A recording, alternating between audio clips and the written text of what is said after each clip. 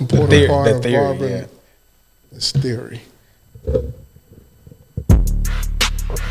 Yes. Yes.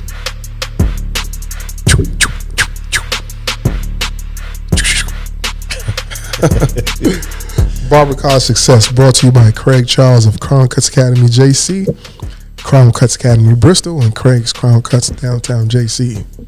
Spreading love the Tri-City way is one way, but spreading love the Crown Cutz way is the only way. Barber College Success, a platform where we drop gems, give you information on how to be the next best barber, how to navigate your time through school.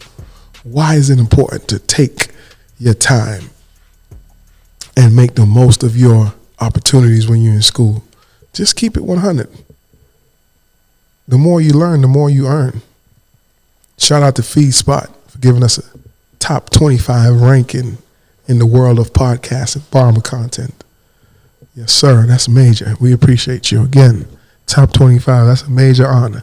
Thank you to Spotify for showing us the love that you show us. Yes, big, big, big. And my co-host themselves in person, I let them speak and shout out. He's looking at me, bro. Jordan Barr _52 on Instagram from Bristol, Tennessee. What's a 52 mean? 50? Oh yeah, That's his number in football. No, he's a running back. Yeah, look at it. Yeah, I thought you were a running back. No, I was. That was. I made it back when I was in 8th grade. And he was a guard. Yeah. Look. You can tell him. You went from guard to running back? Yeah. I played every position. You gotta be athletic to be a guard. That's crazy. You gotta be a what? You gotta be real athletic to be a guard. Yeah. Now people don't know that for real. You gotta be doing stuff. I was a guard. So you saying that? Introduce yourself, my guy. Am I Fields? Am I your barber on Instagram? I don't have any numbers. Am I your barber 66? Yeah. I guess. Oh, your number was 66? I was 66, yeah. That's a lame number. Now, see, I won a 63. Freshman year, I'll tell you a story. It was cold. So freshman year, we were in line. They said, all freshmen line up. You're going to pick your number. Right? So I'm like in the middle of the line, right? And there's this guy in front of me, right? And he didn't really like me. Oh, man. And he was a lineman. So they were like, I was like, yo, I'm so hyped to get my number. I can't wait. And the dude was like, what number you want? I was like, man, I was number 63 all the way through Little League. I'm about to get it again, right? And the dude gets in line in front of me. He said, yeah, let me get 63. I said, oh, my God. Just out of spite. For real? Yeah, it was cold, man. Cold. I was mad. Yeah, that's whack. Man, people do it like that, though. You can't blame them. It's the way of the world. The way of the world. So today we're going to talk about the most important part of barbering, the theory. Why is the theory the most important part? The textbook. A lot of people run from it, hide from it. They miss days. They don't want to invest into the book.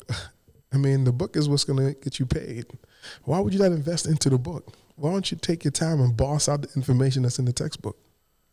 Some people try to cut corners, man. They think that if they cheat or if they just skip class, that they don't need that part. They just need to learn how to cut hair. I mean, cutting corners. Where have cutting corners got anybody? Nowhere. Where does it get you, Jordan? Where is cutting corners? Man, I don't know, man. Where have that gotten anyone? I mean, but think about it. The first chapter. Not even just the first chapter. Every chapter in that Milady's textbook is a conversational piece. If someone is having a hard time striking up a conversation, you should just read the whole textbook and note back to front. The first chapter, the history of barbering, is my favorite chapter. I thought that was the coolest part. Yeah, that's my favorite. But you know, a lot of students fail that first chapter. Some people don't like history. I feel like I always liked history. History is my favorite subject in school. Well, I think, for one, most people come to barber school not expecting to be tested On history. on history. Just not on history, but just to take a test. Yeah. Most people just think they come to school and their test is how fast you can move your wrist and fade. That's literally like every student shows up. I'm going to say every student, but most students show up like they're going to get handed clippers and they're going to learn how to do ball fades. And then that's their life. That's it. That is school for them. Right. And that's not what it's about. There's so much more to there than that. It'd be boring if that's what it was. Just learn how to. Yeah, that would be boring. But think about it. The people who just know how to cut, how far do they get? They usually stay stagnant. A lot of times they end up I mean, the ones that I've seen that just want to cut end up just dropping school and just cutting. But either cutting at home. It limits cutting. you how much you can grow too. Think about it. It limits you if you don't know information on your skill. But everybody talks about, most students, I want to open a shop. I want to be a platform artist. I want to travel the world. I want to be on stage and cut hair. But if you don't understand the information, if you don't understand the basic things of the textbook that is teaching you, how can you do all those things? You can't. Especially if you want to be a platform artist. Like I said last podcast, like those guys are all, I'm saying, most of them are great teachers. Yeah. Right. Like just boss teachers. And I even find myself struggling to explain my process of doing a haircut. Mm-hmm. And they're doing it on stage, breaking it down step by step. And that's a challenge for most barbers. They should see how far they want to go. If you're gonna talk about how far you want to go, set up in your school and explain a haircut to your class. That's the start. Yeah. And you know, everybody cuts a different way. Yeah. You know, and the way that and explaining things also a different way, you know, just like instructing, you know, you like for me to say I cut like this, and this, George's gonna be like, well, I cut this, and this. And even though we get to the same result, everybody has a different process, and some people like the way you do it, some people like the way other people do it. Take little bits and pieces of everybody's information that they give you and just kind of make it into your own. But the funny thing is, me being an instructor, I wish someone had told me earlier on that when you understand the book front to back, you become a better barber. I didn't realize that until I became an instructor and started just going into the book and having to explain the book and teach the book. Did you have to, when you were doing your apprenticeship, were you required to complete tests and do book work in New York?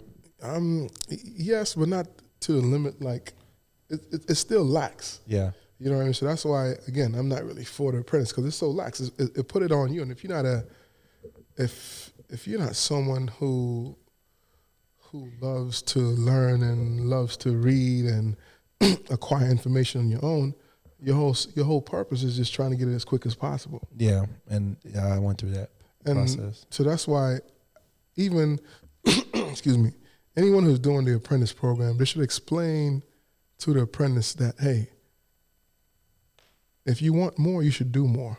You should seek more knowledge and get in this textbook. Even though there's no one watching you, there's no one on your neck about the test, about the quizzes, about the homework that you might have to do. You should be telling your apprentice, hey, hold them accountable. Hold their feet to the fire, because if you don't, you're almost letting them off the hook. You're almost not letting them help themselves. Yeah, as an apprentice, if you don't explore the barber world yourself, a lot of times you believe that the shop is the world. Like that's the only reality of cutting hair. Is like waking up, coming to shop and cutting hair, you know, and there's just so much more to get from it, you know, and just like the book, like there's so much more you can pull from barbering and learn, and like you said, the more you learn, the more you earn. Because you limit yourself. You almost stunt your growth if you don't boss the textbook out. Unless you're around people who are going to pour into you and tell you how important that stuff is when you get out, you limit yourself because you don't see the growth, the potential growth of this industry. Is there something that you feel like you took for granted before getting into the shop, Jordan, like as a student? Not on the haircutting side, but as far as like the knowledge of the industry itself, I guess you could say I didn't really take it how I should have when I was in school. Because now that I'm out of school, I think it's a sense of maturity as you get out, and you figure out, like saying, like, I used to always think that the fade was probably the most important, but that's just after a while you being in the barbershop and you see everybody else, you're like, dang man, this haircut is just as good as mine. You're just like, after a while, the fade's just a fade, and then eventually, if you want to be better, you're gonna want to learn how to do different stuff and learn about the industry itself. So I feel like it takes a little bit sense of maturity if you don't get it in school. I feel like if you really want to get out and branch out, you'll learn how to later on in your career. Like doing facials and stuff. Like yeah, when like you learn the book, like learn the muscles of the face and practicing doing facials and then like the practical application of facials. You know, when you're in school, you're kind of like, I just want to learn how to cut hair the best I can. And then you finally reach the place where you're comfortable with what you're doing. You're like, man, I want to offer facials. And you're like, wait a second, I could have learned all this before, but now you got to go back and relearn how to do a facial. But when you could have done it in school, you could have already known it. Yeah, well, I mean, that's okay too, but you know, yeah, I could have learned it. Now I want to learn how to do facials and freaking hair. Now I really want to learn how to do hair coloring. Like back, I remember at Ammi, I used to be like, Jordan, you should do some more hair colors. I was like, I don't really. But I was like, okay, I will, but you know. But that's the point, because everybody's trying to pour into you at the time, and it's like you said earlier, it's a point of maturity, and your whole thought process when you come in thinking that it's just a fade, it's just a fade, and that's it. But excuse me, when we talk about there should be no dead time, and when students leave early and not maximizing their time with that textbook and learn everything they could learn, it becomes, you know what I mean, you have to look yourself in the mirror. That's why we say understand your why before you go to school. Why you want to do this? Where do you want to be? If your goal is just to be a basic barber and just cut, that's cool. But understand that when you look in the mirror and you set your bar to be a basic barber, that's your fault when you don't excel. You ain't gonna reap the full benefit. You're just gonna be staying in the same place. Why not maximize your time and reap the full benefits of 1,500 hours? Learn as much as you can. And sometimes, I mean, the students that are working hard and getting their stuff done, they get to where they got about a month left in school, and they're like, I ain't got to do nothing. I ain't got to take tests. I ain't got to do this. I'm like, well, you know, practice something else. Right. Get good at something else, you know, like you can cut hair, you pass all your tests. Is there something else that you want to learn, you know? But maximize it, you know what I mean? And the thing is, take advantage of the situations. Take advantage of this. You're paying for it. You're paying to learn all these skills, all 500 of these skills, but you just want one. And that's the crazy part to me, is like, y'all have to pay for this. Like, y'all's money is going towards this. Why would you not get the most out of it? But they try, and I think that's another reason why students feel like they can just slide through. I'm paying for this, you know what I'm saying? I don't need to learn that. I don't need to learn this. And that's like their excuse at the time. It's like, I don't have to do that. It sounds like a certain somebody. There's a lot of certain somebodies that act like that. I mean, but that's across the country of all schools. And then students who just not show up and then want to come the next day and blame someone else for their mishaps. How you miss 2 days in a row and come to school and think everything's just supposed to be back in motion because you've missed 2 days of teaching? I hope you don't expect the instructors to backtrack and catch you up for you missing. That's on you. And they blame the instructors for, oh, they didn't teach me this, oh, they didn't teach me that. Well, you weren't here. You're not here. How can we teach you anything if you're not here? I know, but they still shouldn't. I mean, they shouldn't also think that it's the instructor's job to give them everything at the same time too as well. Because I feel like, well, that's a great point right there again. Because most people, they don't do no studying or honing of their craft outside of the school. Mm-hmm. So when they come back, they want to rush and have the instructor be at their beck and call. And you done miss 2-3 days, a week, whatever, and you want everybody to be at your beck and call because you miss. You got to find some way to catch that up. And I hate what I don't like is when students miss and then you put them on a haircut and they act like they lost. Like they act like they ain't never done it before ever. And that drives me nuts because I'm like, man, you know why you're struggling? Because you're not here. I mean, but even if, like when I was in the shop cutting with my license, when I went on vacation, missed 3 or 4 days, 5 days, when I come back, my first haircut, it took me a little time to get back in the groove. You get warmed up. Yeah, you know what I mean? So if you're in your learning process in school, you miss 2 or 3 days, it's going to set you back. 100%. Especially if you're coming from not knowing nothing. Yeah, because I say it might take us like a couple, like 2 or 3 haircuts just to get back in the groove. But usually if you miss a day or two or a week, when you get in school, you probably be stuck for like a while, honestly. You probably might forget some of the retention that you got a couple days ago before you missed. And if you are a class clown, don't go to school. Why you want to go to school? You paying your money to learn, and everybody's paying. And you want to be a class clown for something that people trying to get a skill out of? That baffles me. We've seen that multiple times. Yeah, that baffles me. How you gonna be a class clown? Always interrupting an instructor just to crack a joke. Like, Oh, you probably be a class clown in barber school. But it's cool. You get a trophy for that. You get the participation trophy. I mean, it's cool every once in a while. Somebody cracks a joke. It kind of eases makes Right. everybody focused. But like every time the instructor says something, you like, bah, bah, bah, bah, bah.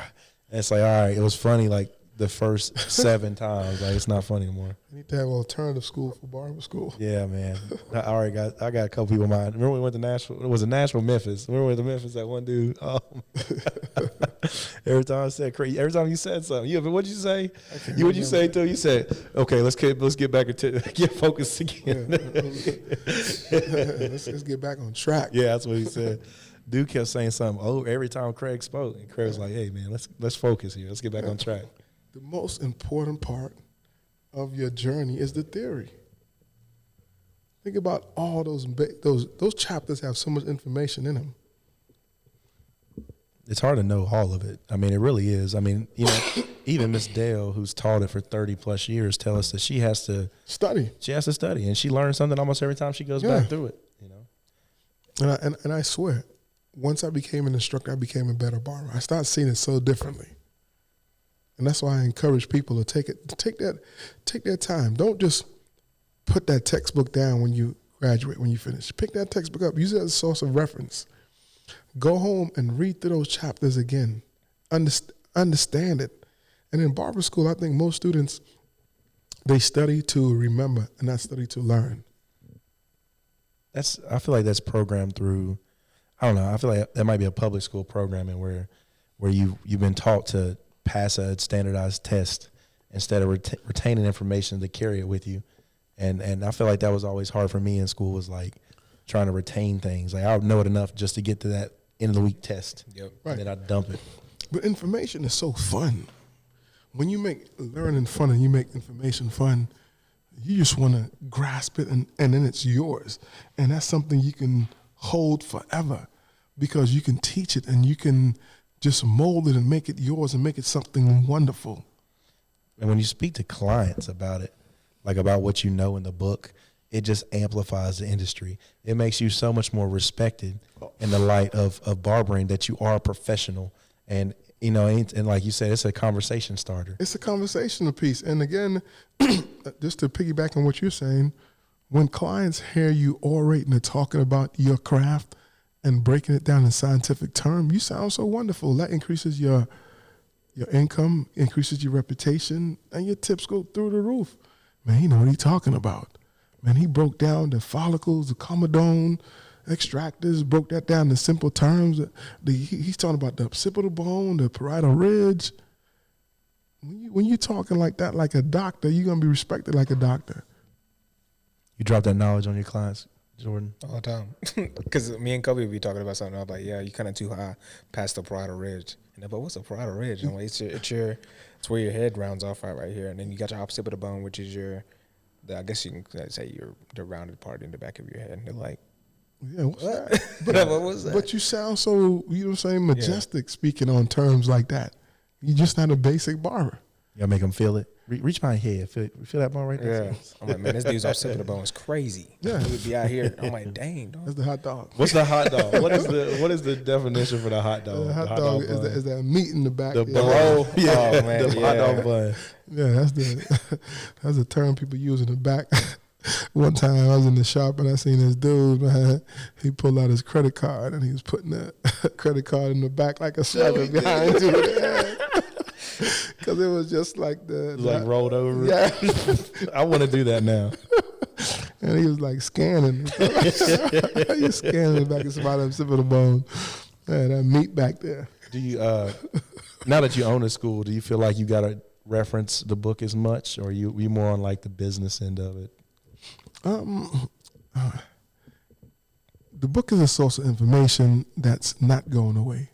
And I think it's important to always go back and reference that book because it keeps it fun. It's your industry. So when I sit and talk about barbering is my passion and I don't reference the book, I mean, I'm wrong if I'm doing that. Yeah. But I love referencing the book. I love going through the book, just looking at some passages. It's almost fun sometimes just to go back and take a test without even studying. to see what you know. You know what I mean? Because you've been doing it long enough now where you're like, wow, I should be able to take this test without even, because I'm an instructor. I own a school now. And that's the fun way I challenge myself. Let me take this test. Is there something you would like to see added to the book that's not currently in the Milady book? Yes. More so the domestic violence and the mental health aspect of human relations, the psychology of it. That should definitely be added in curriculum. Yeah, I think that's important because all those stuff, all that information helps barbers relate to the client and understand themselves, understand clients a little bit more. And it helps you to think about paying more attention to your client because there's still too many barbers out there who want to cut with headphones. And I think they need to emphasize like the power of the community aspect of barbering, just like how your words and the news that you pass through the shop can affect the community. It's a very powerful thing. Of course. Excuse me. I mean, people go to the shop for a source of information. You know, people say all the time, if you want information, you go to a new city. Where do you go? Go to a barber shop and ask them any and everything. How to turn your water on. What's a good bank? What's a good church? A dry cleaners. A lawn care service. You can get all that information from going to the barbershop. Yeah, you always got a client for everything. That's what I was thinking about in my shop was like to have a wall for like if you need somebody, right? You know, have clients that actively come to the shop, maybe bring a card or a picture of themselves and put it up and a description of what they do. I mean, as a barber, if you don't have information for your clients, I mean, you're depriving them. That's what usually that's kind of what we have at our barbershop because people will come in and be like, you know, anybody knows how to do braids or dreads or anything? I'm like, yeah, there's a card on that post board over there. Right. So you know, you can call her, hit her up. And she'll make an appointment where people that need their roof done or like stuff like that, you just have like they usually have people that post the cards on the little bulletin. So I usually point them to the bulletin. You know. Yep. Yeah, that's important, man. Human relationships, and that's why it starts with the textbook. Is understanding how to build. I mean, chapter 1, history of barbering, professional image. You would think, why are those things important? What does professional image have to do? Professional image have everything to do with barbering. Electricity. And professional image, to some people, like, you know, some people know that you have to be kept and look good and take care of yourself. But some people don't know that. You know, that's not always common knowledge. Some people just kind of dress whatever, wear whatever, say whatever, do whatever. And that's something that, you know, needs to be brought to their attention. It might be easy for you, but to other people, somebody needs that chapter. Somebody needs to know what not to do. And if you take it serious, you'll get what you need from it. What do you think, Mr. Barr? I think this is another thing I think they should add to the book. I think they should go into more detail when it comes to scissor cuts on top. That's in there. You just didn't read that part. No. Well, it's the basics, not like. But think about it this way, right? And this podcast will probably help a lot of people to understand, to go back and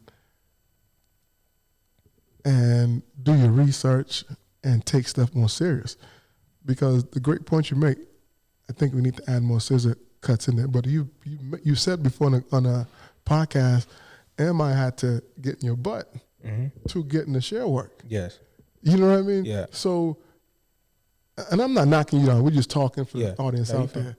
A lot of times instructors are in students' butt about this, and they're not paying it no attention because they don't deem it important until they hit that roadblock. I mean, you already said it. I ain't going to say it again. But at the same time, I mean, there is a chapter there in for shear work. Now, if you're thinking about like the triangle sections that people are doing on top of the head and then like the cross graduations, is that what you're talking about specifically? Yeah. Like the short men's haircuts, like stuff like that? You know, that's more advanced than, you know, those type of techniques are more advanced. And you know, in a 1,500-hour course, you know, that it's going to be difficult because you could even get more advanced in like say hair coloring. Well, why they didn't put this type of hair coloring in there?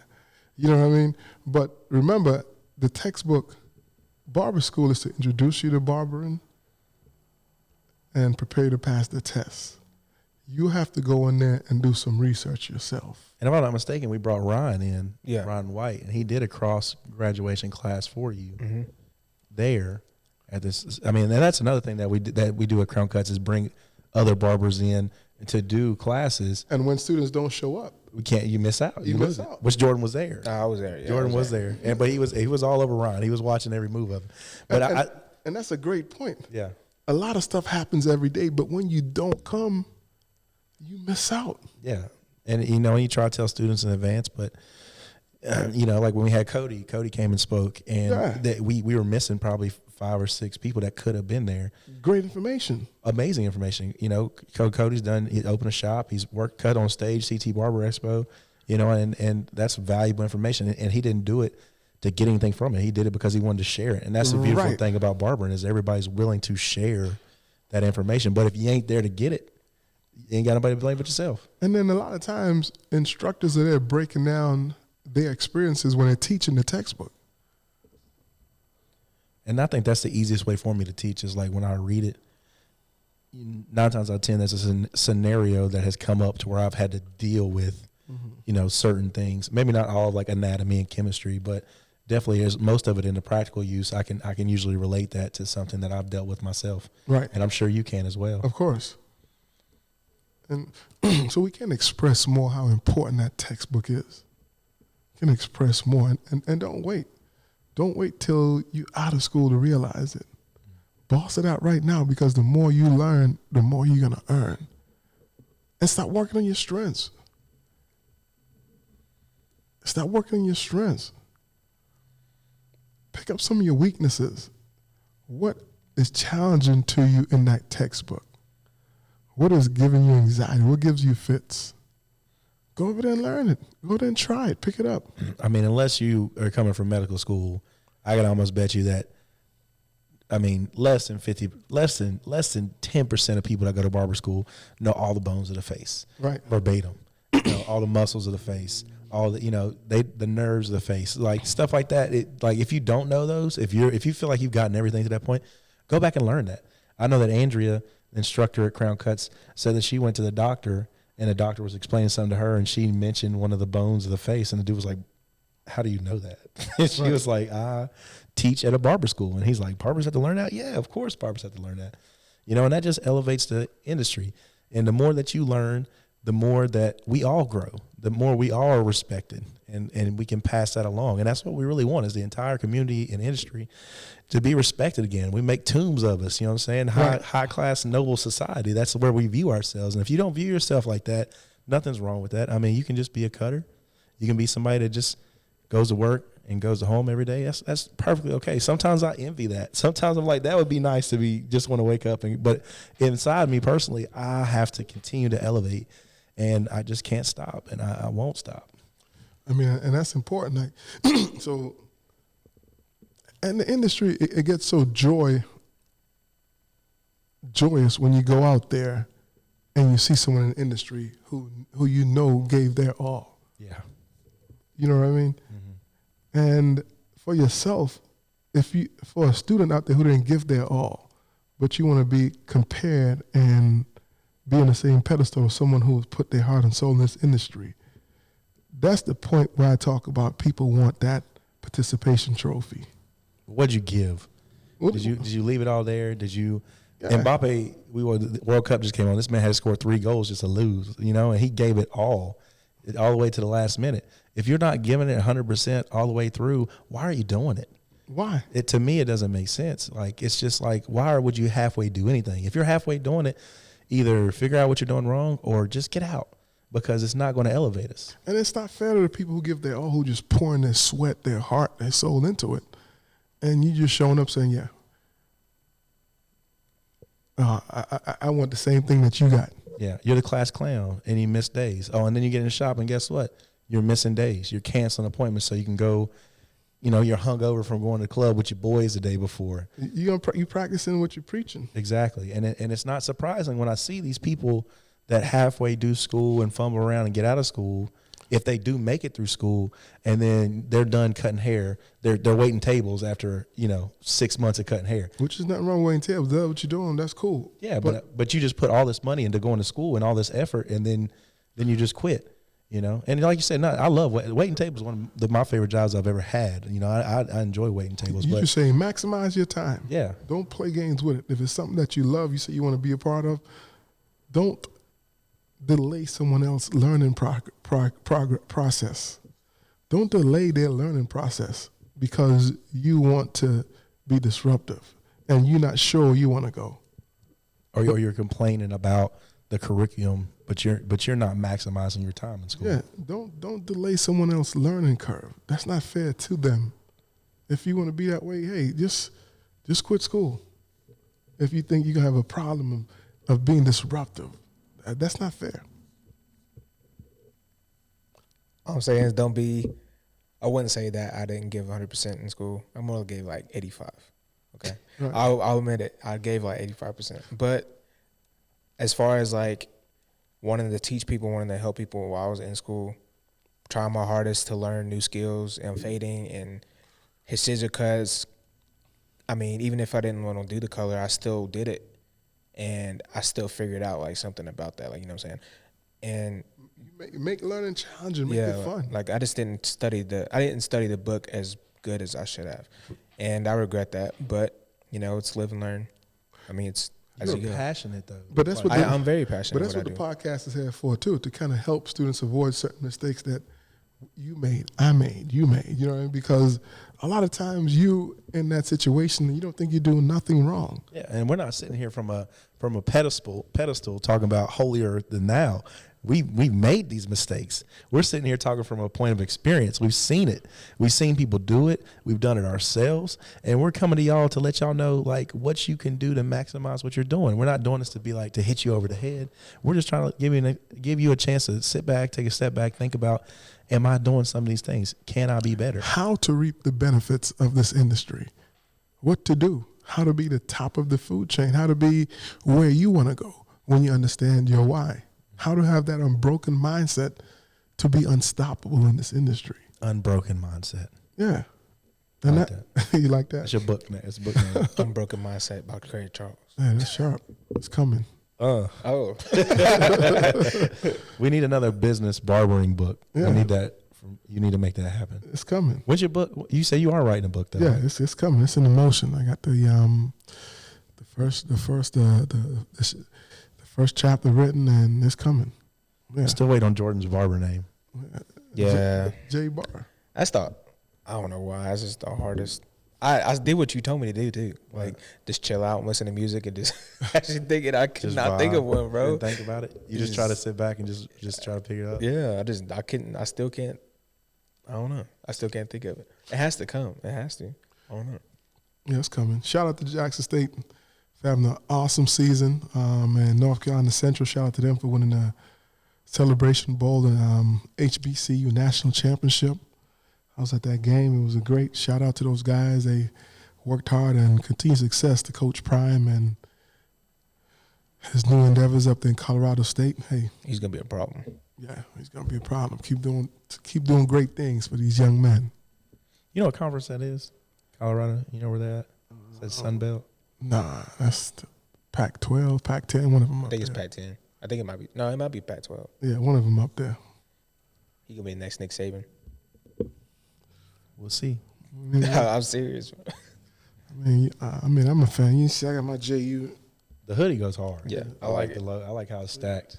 I think they got the best gear in college football. You shouldn't wear that. You should save that. For what? Because it might be worth some money. He said it was one day. It's cold out there. Deion, you got the hoodie from the Celebration Bowl where Deion Sanders Played his last game. Come on. Yeah, I mean, yes, it's hard. You might want to hang that up. You know what I'm saying? Maybe wear something one day. Should have got him to sign it. Yeah, I think about it. Did you happen to walk by him? Did he ever pop by you? Even though I was on the field watching the game, I was like, the field level watching it was dope. It's a dope experience. Like 40, 60,000 people and shit looking up. You like, yeah, it was a great experience. Was you on the Jackson State sideline? No, I was on NCC. Could you feel the ground rumbling when he was? Oh yeah, I mean, did you get chills again? Did it make you get pumped up? It was dope. It was a great experience. It was fun. We need to go to a college football game. I've never been to one. For real? Yeah. Yeah, a lot of stuff you ain't never been to. I'm telling you, man. I haven't done a lot of stuff. Well, we doing that the baseball game, the baseball tour. Coming next year or so. I mean, I'm down for that. I mean, I'm already down for that. But I gotta go watch football. I used to not watch football because I used to get depressed. You never been to an ETSU game? I've been to ETSU game, but that's I'm talking about. football. I know, but I want a D1 big football game. ETSU is D1. I mean, like a. You know what I mean, man. You want like FBS, like something like I just want to go to like a I wanted to go to game. Georgia. I wanted to go to the Georgia game this year, and I couldn't. I had a chance to, but Tennessee's right down the road. You could have been there. I know, it's like a $20 ticket. Tennessee, why? Oh, so so what do you want? It don't matter. So yes, it does. It does. At least you want to go to an NFL game. Let's go to the Falcons or something. I don't like the NFL. Oh man, Jordan, you hard to please, man. That's what I'm saying. You hard to please. Jeez. Hey man, that's right. That's all right. I'll go though. I'm good with that. Book ain't do enough scissor work. I don't want to go to that Falcons. you waiting for the barber competition, the top of the mountain barber I battle. got high expectations, bro. That's what you're waiting for, For right? myself. Is that in and motion Anthony. already? Yeah, we working on that. Top of the mountain barber battle. If I beat Jordan, I want his hat. I want that one. If I beat Ammi, I'll get his beard. Well, I'll give it to you right there at the show. I'll just let you cut it right off. These guys. Man. Last time we did a competition. Never mind, I ain't gonna do it to him. I'm gonna let it go. Let him live. Yeah. Oh yeah, I know what you're gonna say. No, you don't. Yeah, you do. What was he gonna say? I know what you're gonna say. What did you say then? All right. Was it the last one that you judged? No. Which one was you talking about? What was it? What was you thinking about? I'm talking about when you did the one at the Bristol. The Bristol. You don't even know what I'm talking about. No, I don't. I'll let it go then. Oh yeah. I don't know. I'll tell you afterwards. Gotta let it go. But now getting back to the lecture at hand, the importance of the textbook, the importance of the theory. Maximize your time, fellas. Maximize your time. When you go to school, start off strong. Pace yourself.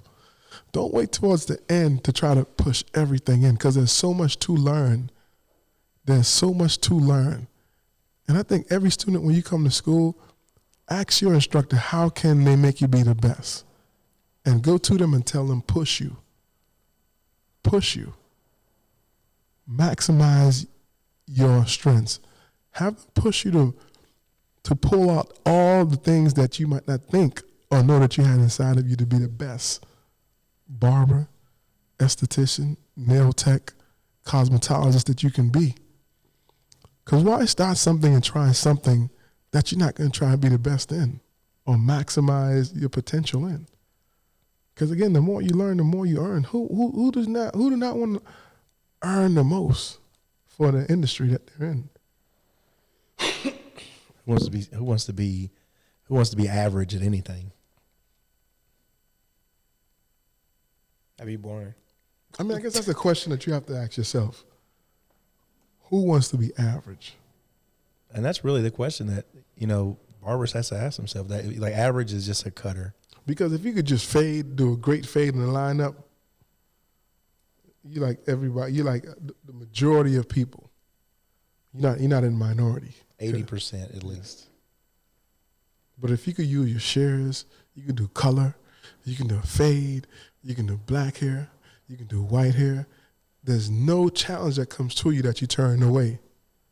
Then you become the boss. And there's really not that many people like that can do all those things. I mean, it's really becoming, and that's why Crown Cutz is so valuable, because you're learning everything, or at least you're presented with an opportunity to learn everything. And I think most schools, majority of the schools, they give students that option. I think it's just that a lot of students don't maximize. Just stay with their comfortable. Yeah, they don't maximize that option. Yeah. Because students still going to hide from practicals.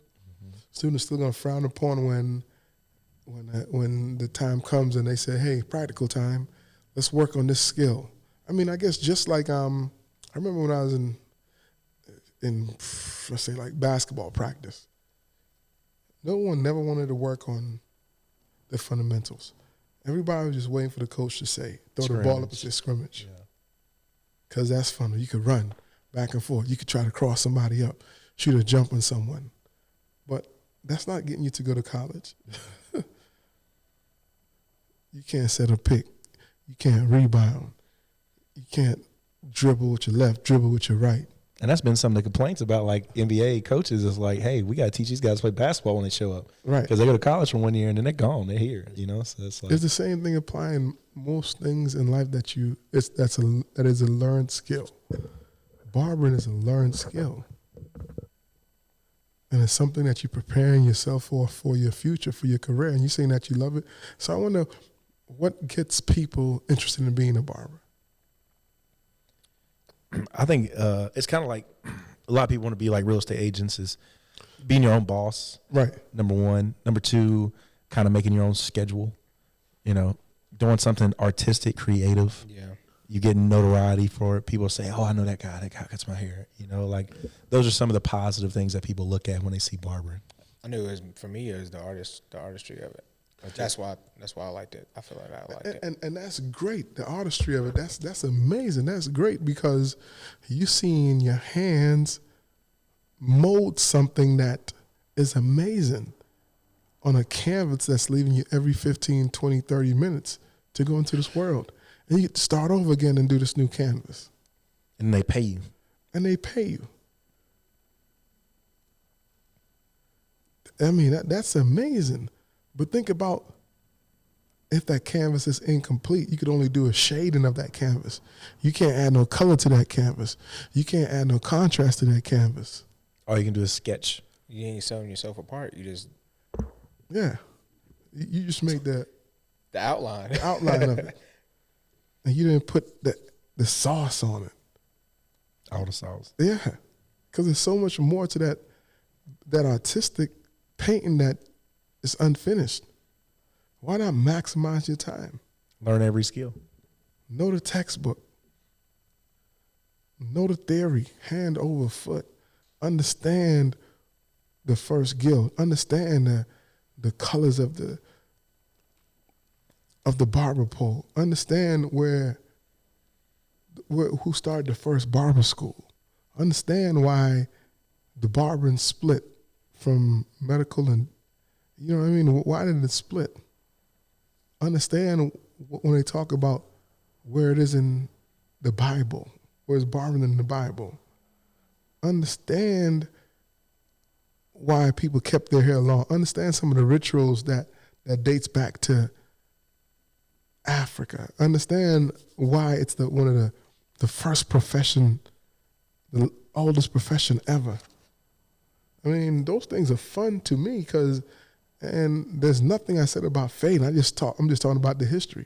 Understand why it's important to dress well, keep your fingernails cut. Understand the importance of having a consultation with your clients. Understand how to mix color, alkaline. Understand how to do everything. How to use shears. How to use your straight razor. What is the point of your straight razor? Understand what's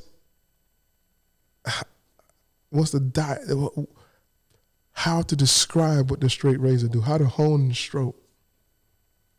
Understand all these things, the wonderful thing about the industry that people want to talk to you about. And then it'll make so much sense because you'll be sitting there in a conversation and you could just do you know what the barber pole stands for? And you can just go and talk about it forever through the whole haircut. Most people are like, it's an American flag. It's America. I thought it was when I did you really? Yeah. It's America's profession. Oh, you know what? There needs to be a poll out there, right, to see how many barbers who are licensed that don't know about the barber pole, what the barber pole stands for. You gotta do it without Googling it. We should do that. We should set it up at go to a hair show and just be do polls. What does the barber pole stands for? And if you at a hair show and you're in school and had your license and you can't break down what a barber pole stands for, something is wrong. We need to do that. We need to do just have because they did that on Jay Leno and stuff like that. They'd be what's the pledge? Who's the 16th president? Just random historical facts just to see if people knew them. We should do it with barbering. You know what? That's a great idea. We should do that. Have one of those companies sponsor it and have everybody come in and just talk. You're live. What does the barber pole stand for? What does the colors mean? It's a Jeopardy for barbering. That's a great game. And you know what? We did that once at school. We made it. We made a Jeopardy game out of studying, and it was fun. And I think sometimes you have to make learning fun. And don't get me wrong, some people, they can't just sit in a setting and just learn it the straight way. Yeah. And they get lost. And if that happens, I encourage you to just challenge your instructors, challenge the school owners wherever you are, and ask them to be creative in helping you guys learn. Because sometimes that could be a problem too. Well, Mr. State Board, your friend, Thomas James. Yeah, gave us a ton of resources for those. I mean, a lot of websites and apps where you can make games and create ways to teach and learn.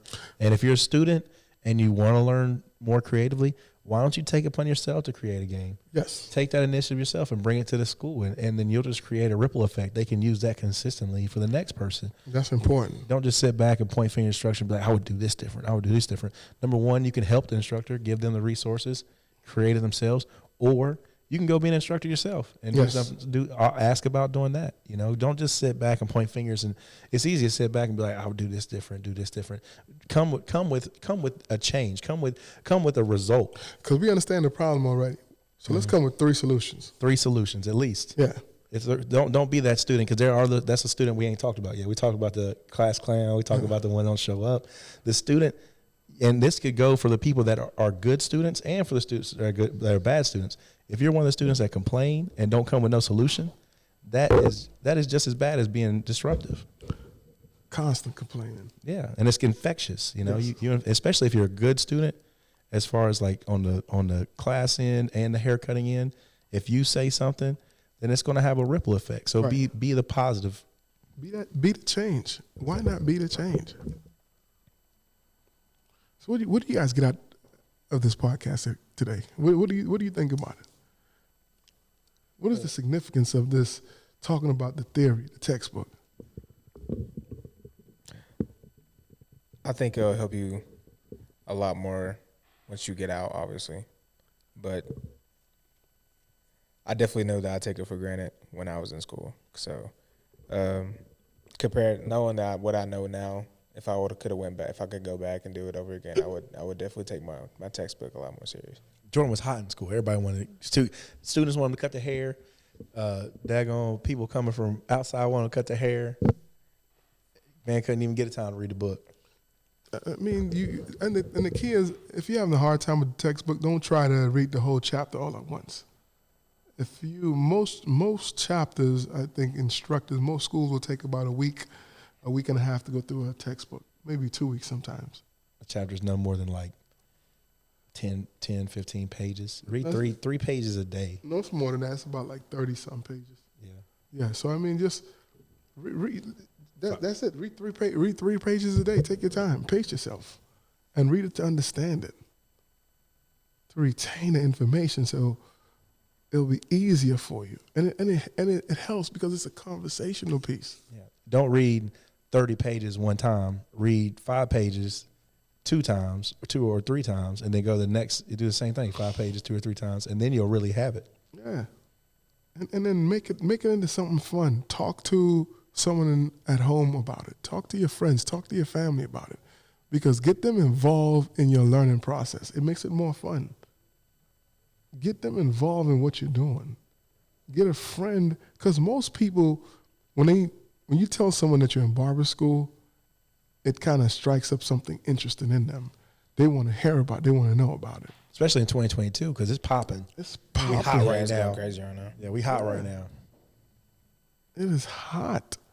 A lot of the enrollment in colleges are down as far as for like males. Like 4-year colleges or just colleges, 4-year colleges. The enrollment are down. Because a lot of people, though, when they go into college, they don't know what they're going to college for. So I guess they assume that if they don't know, then they shouldn't go, I guess. They'd rather go to a trade. And that's why I brought that up.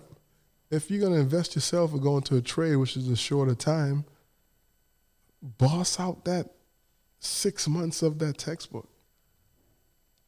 Boss out the 5 months. Maximize. It's not 4 years. It's not a 4-year degree. Boss it out. Know it front to back, back to front, in the middle, upside down, on top, underneath. know it really well. Why not? It's your career. The rest of your life. And you only have to do it once. It's your career. Boss it out. Make it fun. Make learning fun for you. Whatever it is for you, you need to make learning fun. Make it fun. Because that textbook, it can adversely affect your pocket, your income. And because I always thought, and not always thought, but what I know, if someone know that textbook in and out, from front to back, they could dictate whatever salary they want to have their first year out of school. If you know everything about that textbook, I'm not going to say 100%, but up in that higher 90s%. If you boss that whole textbook out, know everything there is and understand and study the textbook to retain the information, not to just to pass the test, your salary starting out, you could name the salary that you want starting out. You're definitely going to be motivated enough if you did that much work too. Yeah. And confident enough. Yeah. Your salary coming in knocking above 50, way above 50. Way above 50. way above 50. Yeah. I mean, you could almost knock on the door saying you can come in your first year having all the skills. You studied everything. You practicing what you preach. I wouldn't be afraid to say you can knock up into like the 6 figures. I don't think it's out of hand. I don't think that's great. It's not out of reach. No, especially if you know the book, you're able to practice more. You're able to give more services. Exactly. You can give more services. You can give hair color. You can do fades. You can do eyebrows. You can do facials. You can do shave. Anything you can think of. You know how to sell products. Yep. I mean, you adding a shampoo to every service. I mean, you selling a. It's out the world. Yeah, practicing how to add extra services while you're in school. Most students only work on that, and we talk about it in the book. Adding extra services, because there's so many services at the school that you can get: the haircut, the beard trim, the straight shave. All these things could get you adding up to, if you start practicing those things while you're in school, how to add services, you're talking about your haircut could be like in the shop $40, $50, $60, $70. After you add services, you sell a shampoo, you give a shampoo, you do a facial. I mean, we talked about it with the estheticians. I mean, they talking about if you give a haircut and give a good facial massage and cleanse, you upwards of like $100 for a haircut. Jeez. That's the goal, and at the pinnacle of barbering. That's a milestone. You get to $100 a haircut. But to get to that point, you have to maximize the book. Mm-hmm. I feel like it's I'm trying to get to that point where I'm maximizing my services, but like I said, I didn't. Knowing how to braid. Yeah, all you know what I'm saying. All that stuff I don't. I'm going to have to go relearn it again. But I feel like that's going to be enjoyable for me because I'm going to know how important it is now. You know, because if you're in school, you're like, why am I doing this? I don't even feel like doing it. You're not going to really actually take your time and actually try to learn it when you want to learn it. But it's important. Yeah. It's valuable. Get to know it. Boss it out. One of the coolest things I seen in a barbershop was Benny worked for Micah. They own Lost Boy Barber Company in Greenville. This man did a mullet with the fade and then permed the back of the mullet. That's skill. In the chair. I thought that was one of the coolest things I seen. That's at the dope. same time. That's dope. You know what I'm saying? That's props. And he probably charged That's over $100, I'd say. Yeah, easy. Yeah. Because the perm itself is probably like 50, Yeah. 60. 50, 60, something like that, yep. You see what I'm saying? Hey, you could do so much with your skills when you boss out that textbook. And it was just the back of the head, too. You know what I'm saying? Like, It take you about really 10 had to- minutes. Yeah. It's Not even 10 minutes, like 5 minutes. Done. Yeah. Nothing. I will say I'm good at perms. When's the last time you did one? I ain't did one, but nobody asked for one. You ain't marketed yourself to do one. But I don't. He won't. Oh, He won't. no. So that's the reason why. Yeah, I know what you're saying. Yep. Well, all good things got to come to an end. Any last words, fellas? That you got your lasting words before we jump off this magnificent podcast today? Yeah. So don't be average. Why are you trying to be average for? Why? If you're listening to this podcast, obviously you don't want to be average. Obviously, your goal is to maximize yourself. So continue to elevate, practice what you preach, and we're only speaking out of experience. We're not speaking out of this pinnacle of success. It's just that we've seen the mistakes made and we've made them ourselves, and we just want better for you. I think it's based off what you want in your life. I mean, if you want to be great, then you go out and be great. I mean, if you want to be average, you be average. I mean, it is what it is. It's all a mind game. It's all up to you. It's all about confidence, having it in yourself, and what you think you can do and what you want to be. And it's just like that. Figure out your why. Understand why you're doing this. Why are you in this industry? And how far do you want to go? And always remember, the more you learn, the more you earn. Everybody wants that bag. Like they say, I want that bag. Everybody wants that bag. But how do you get that bag? The more you learn, the more you earn. Maximize your time in barber school. Maximize your time. There should be no dead time. Learn as much as you can. Stop missing days. Go to school. Every day is important. Because what you're doing, you're practicing for the shop. And if you have poor habits in school, you have poor habits in the shop. If you didn't learn much in school, you're going to have to start learning in the shop. You have to learn it somewhere. And you don't want to embarrass yourself when someone comes to you for a service and you say you can't do it. Hey, that doesn't look good. Again, Barber College Success brought to you by Craig Charles of Crown Cutz Academy, JC, and Crown Cutz Academy, Bristol. Spreading love the Tri-City way is one way, but spreading love the Crown Cutz way is the only way. Come holler at us. We have new enrollments the first of the year in all our programs. We have orientation on Monday, and school starts on Tuesday. Come check us out in Johnson City, 809 North Roan Street, and in Bristol, Virginia, 805 Commonwealth Avenue. And coming here soon, downtown Johnson City, we're opening the manicure school. It's Proficient Nail Academy, coming to you soon. uh.